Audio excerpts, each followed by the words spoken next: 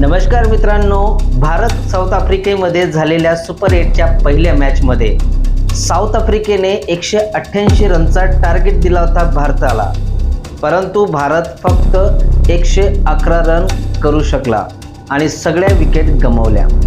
यात 77 रनांनी भारत हरला। पण या ठिकाणी भारताकडून झालेल्या ज्या 4 चुका आहेत त्या लक्षात घेण्यासारख्या आहेत। पहिली गोष्ट, सुरुवात बॉलिंगची होती ती जबरदस्त झाली, परंतु त्यानंतर बाकीच्या येणाऱ्या जे बॉलर्स होते, बुमराह वगैरे हर्षदीप यांना सोडून त्यांनी मात्र आपल्या बॉलिंगवर कंट्रोल ठेवला नाही, म्हणून 188चा टार्गेट मिळाला। चूक नंबर 2, हे सगळे प्लेयर IPLचे आहेत, त्यामुळे या सगळ्यांना एकच गोष्ट माहिती आहे, आल्यानंतर फक्त हिटिंग करायची।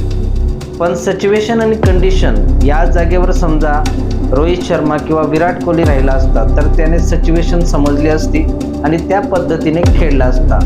क्रिकेट हा अनिश्चिततेचा गेम आहे, परंतु तरीसुद्धा एक टेक्निकल आणि एक चांगला अभ्यास करून जर तुम्ही ग्राउंडवर येत असाल तर तो महत्त्वाचा पॉईंट आहे। नंबर 3, साऊथ आफ्रिकन जे प्लेयर्स होते, बॉलर्स होते, त्यांनी इंडियन प्लेयरचा प्रत्येक बॅट्समनचा अभ्यास करून ते उतरले होते, परंतु आपले बॅट्समन मात्र त्यांना तसं तोंड देऊ शकले नाही। त्याच्यामुळे भारताला एवढी मोठी हार पत्करावी लागली।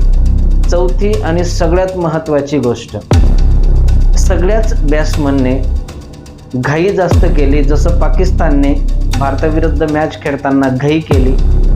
टार्गेट मोठा होता मान्य आहे, परंतु खूप जास्त घाई केल्यामुळे सगळ्या विकेट्स गमावाव्या लागल्या।